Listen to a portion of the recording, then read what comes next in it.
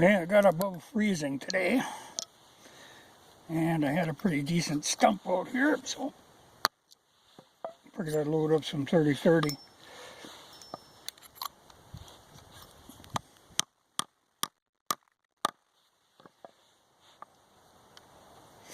Just to have on hand. I loaded a bunch of 125 grain, but it's nice to have some heavier stuff. And I had the 170 grain flat point. So, load them up. Like I say, just to have on hand. I have to play with them 125 grains and see what they amount to. But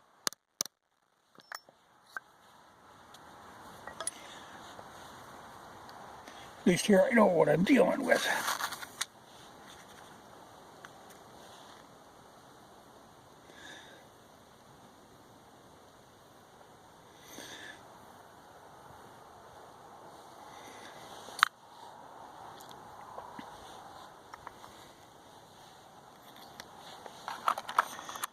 And this is the Lee loader, the classic Lee loader, which they used to make, I believe, 110 different varieties. I think it's down to about 20 now.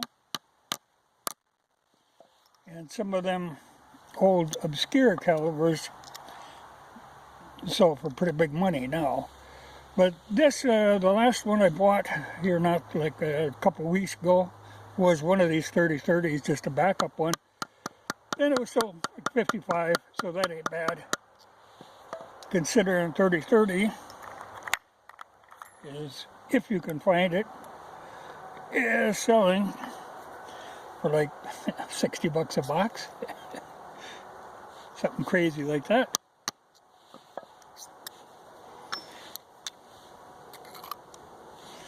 And it don't take you long to pound out a box.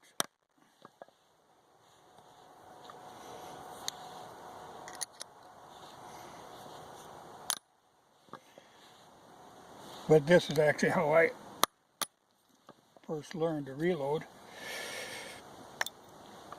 And it's always good to have on hand.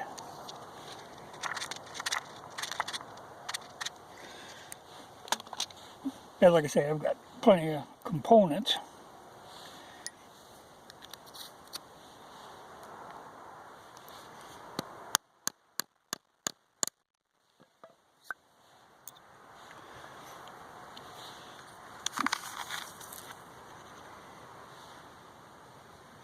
And I'm sure the let's say crudeness or simplicity is what I prefer to think of it, of the Lee loader will freak out people who like to spend big money on reloading equipment, but they work just fine. Actually have a very good reputation for accuracy. And they are certainly portable.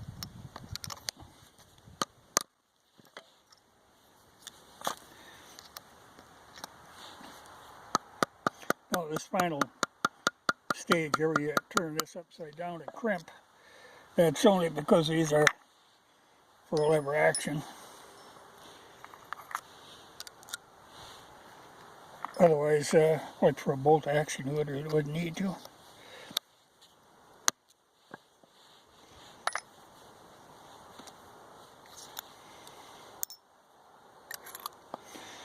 But it goes along fine. Kind of relaxing to do it, but you do not, you have to pay attention. People are great for drifting off and forgetting something, but it is necessary to pay attention.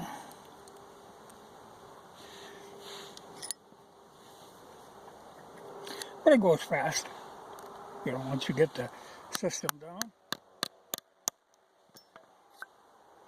And I know, a lot of people, well, they freak about, pounding, when it's in there, the primer isn't going to go off. The only chance you have of setting the primer off is when you're actually installing the primer, and there you actually would have to get the primer kind of cocked in there. That's why I kind of do it a little different from what the directions say. In the directions you're coming out of the tube right into the primer. I like to be able to feel kind of where it goes. So I don't do it that way, I do it my way.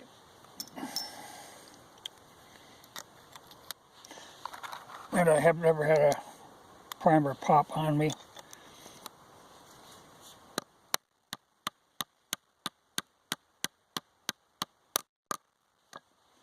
But the whole idea of pounding on bullets freaks people out.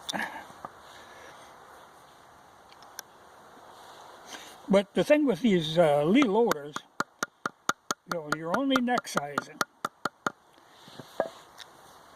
You aren't going down into the body of the thing. So they really should come out of the gun that they were shot in. So they fit the chamber exactly. But you can get extremely long brass life out of them. I used to do this a lot with the Mosins and using the Lapua brass on the Mosins. I've got well over 100 loads on the brass. But Lapua brass is good brass in the first place, and then if you're not having to fully size them each time. But see, here's the point where I say, I like to be able to feel. I know I got it on there then. And like I say, I've never popped one. Well, because this thing will only go down so far, to seat it. So the only thing you got to kind of watch for spent primers. You don't want them flopping around getting in the way.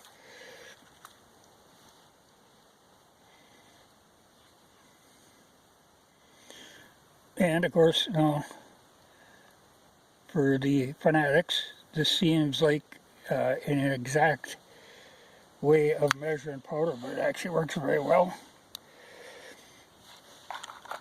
It's interesting sometimes if you have that set of scoops, if you actually sit down and just test throw onto a scale. You'll be surprised how accurate you can be with them.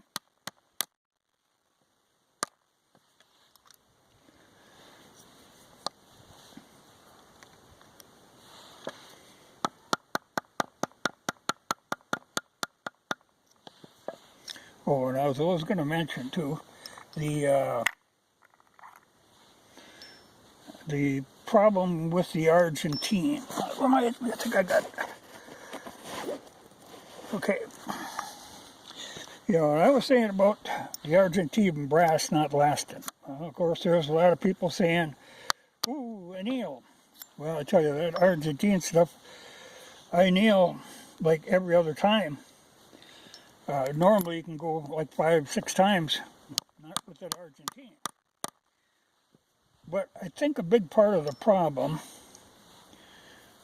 the Argentine, this is a one of my 300 Savage, but they have a similar design in that they have a short neck and a steep shoulder. And I think that actually makes them kind of conducive to splitting up on the neck. Now, I haven't shot enough of these 300 to have a problem, but I was curious too about, for 30-30, you can do that, rechamber them to the 30-30 Akeley improved. Well, all that's doing is taking the taper out, moving that shoulder up like a 300 Savage, and giving it that steep angle. It's to gain like 2 grains of powder capacity. And I'm often curious, or I've wondered about this, because you do see them once in a while, the reamers will turn up, the chamber reamers. I'm curious if they have a problem with them splitting cases up on that mouth. And I swear it's got to do with that angle.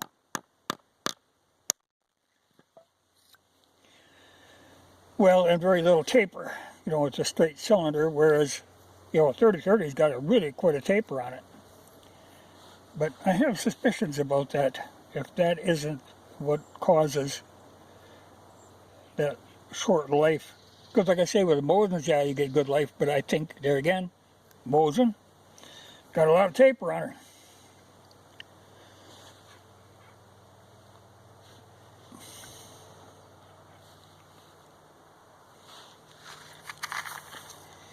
I had to check, I wasn't sure if the camera was actually pointing where I was working here. Because I've been having a little trouble with the cat. Getting a little too helpful.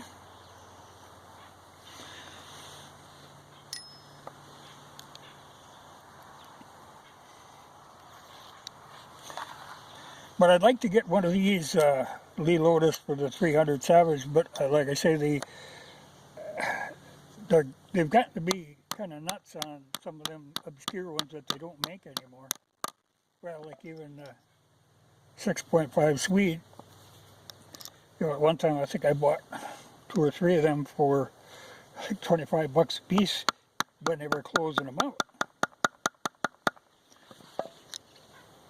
But stuff like that now is nearly impossible to find.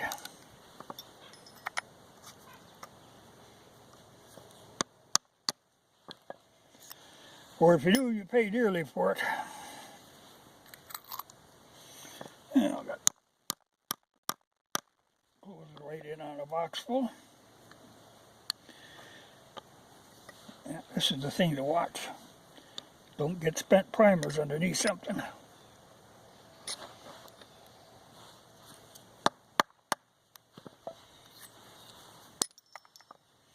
But especially you don't want to get crap down in here where you're actually trying to install the primers, because it's kind of where people sometimes have a problem and it freaks them out.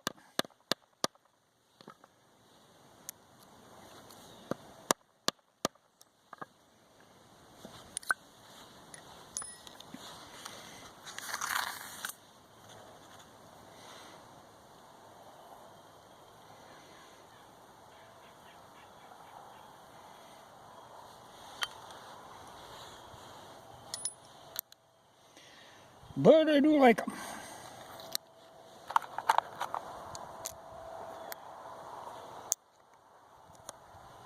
I've got, I've got 2 presses and I've got the dies for these. But for doing a single box full, doesn't pay to monkey around.